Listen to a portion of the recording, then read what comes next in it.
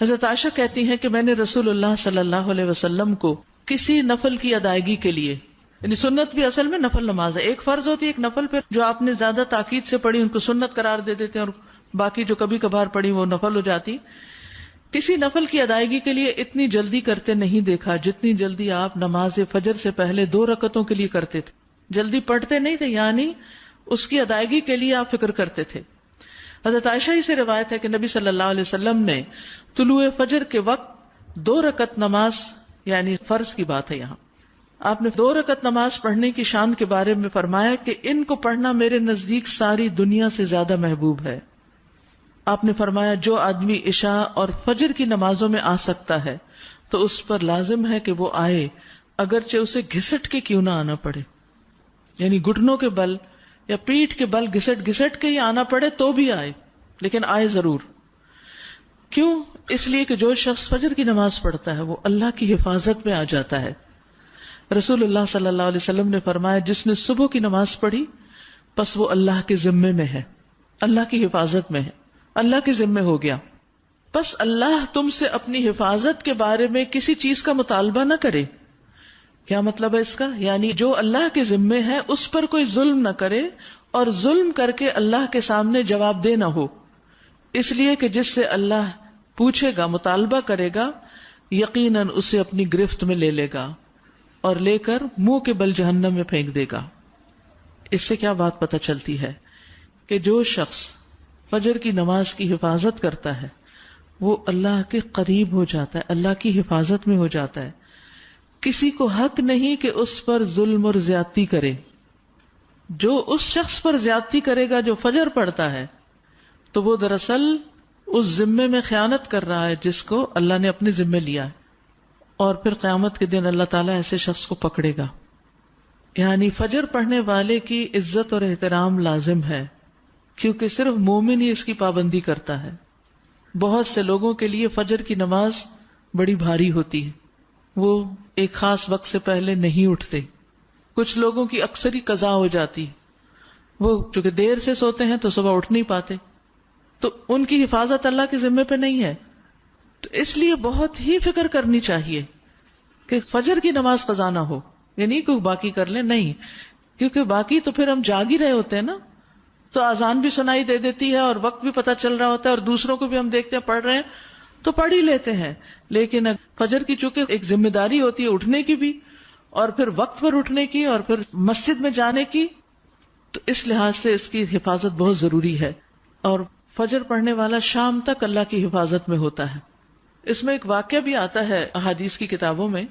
عامش کہتے ہیں کہ سالم بن عبداللہ بن عمر، ابن عمر کے کیا لگے؟ بیٹے، اور حضرت عمر کے پوتے، یہ حجاج کے پاس بیٹھے ہوئے تھے. حجاج کے بارے میں سب جانتے ہیں کہ بہت ظلم کرتا تھا. تو حجاج نے ان سے کہا اٹھو اور فلاں آدمی کی گردن مار دو. تو سالم نے تلوار اٹھا لی کیونکہ اس کا حکم تھا مارنے کا، اور اس آدمی کو پکڑا اور محل کے دروازے کی طرف چل پڑا. تو ان کے والد ابن عمر نے ان کو دیکھ لیا جب وہ اس آدمی کو باہر لے کے جا رہے تھے. تو انہوں نے کہا کہ کیا یہ واقعی ایسا کرنے جا رہا ہے؟ انہوں نے 2-3 بار یہ بات دہرائی. پھر باہر لا کر سالم نے اس سے پوچھا کیا تم نے فجر کی نماز پڑھی ہے؟ یعنی جس کو مارنے کا حکم تھا، کہا تم نے فجر کی نماز پڑھی ہے؟ اس نے کہا ہاں. سالم نے کہا پھر تم جس راستے سے جانا چاہتے ہو چلے جاؤ، اور وہ واپس آئے اور تلوار پھینک دی. حجاج نے ان سے پوچھا کیا تم نے اس کی گردن اڑا دی؟ انہوں نے جواب دیا نہیں. حجاج نے پوچھا کیوں؟ سالم نے جواب دیا میں نے اپنے والد کو یہ کہتے ہوئے سنا ہے کہ رسول اللہ صلی اللہ علیہ وسلم نے فرمایا جس نے فجر کی نماز ادا کی وہ اللہ کی حفاظت میں ہے یہاں تک کہ شام ہو جائے. تو ان کے والد نے ان سے کہا کہ سمجھدار رہو، میں نے تمہارا نام اسی لیے سالم رکھا کہ تم سلامت رہو، یعنی اللہ کے ذمے کے اندر خیانت نہ کرو. تو بہرحال اس سے یہ پتہ چلتا ہے کہ انسان سے بڑے بڑے حادثے، بڑی بڑی مصیبتیں ٹل جاتی ہیں جب وہ فجر کی نماز کی حفاظت کرتا ہے. اب تو الحمدللہ ہر شخص کے موبائل پر الارم ہوتا ہے اور موبائل ہر شخص کے سرہانے ہوتا ہے، تو کوئی بھی یہ نہیں کہہ سکتا کہ میں صبح نہیں اٹھ پایا.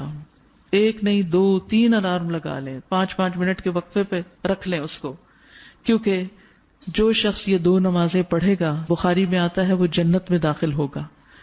ایک اور روایت میں آتا ہے وہ آدمی ہرگز دوزخ میں نہیں جائے گا جس نے سورج نکلنے سے پہلے اور سورج کے غروب ہونے سے پہلے نماز پڑھی، یعنی فجر اور عصر کی.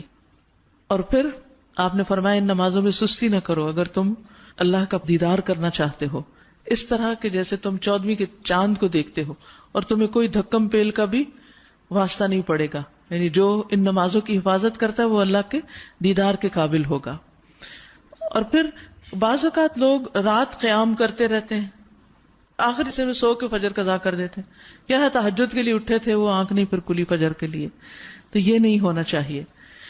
عمر رضی اللہ عنہ کہتے ہیں میں صبح کی نماز با جماعت پڑھوں یہ مجھے اس سے زیادہ محبوب ہے کہ میں ساری رات قیام کروں.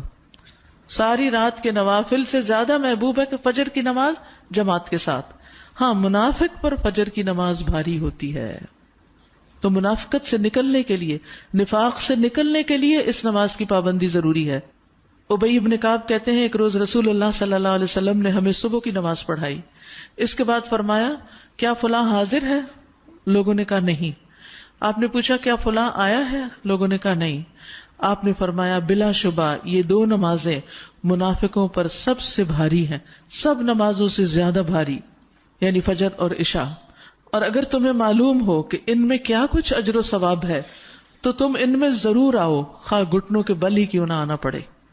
تو اس لیے خود بھی اور اپنے گھر والوں کو بھی، اپنے بچوں کو بھی اس کا پابند کریں. سبحانک اللہم و بحمدک اشہد ان لا الہ الا انت استغفرک.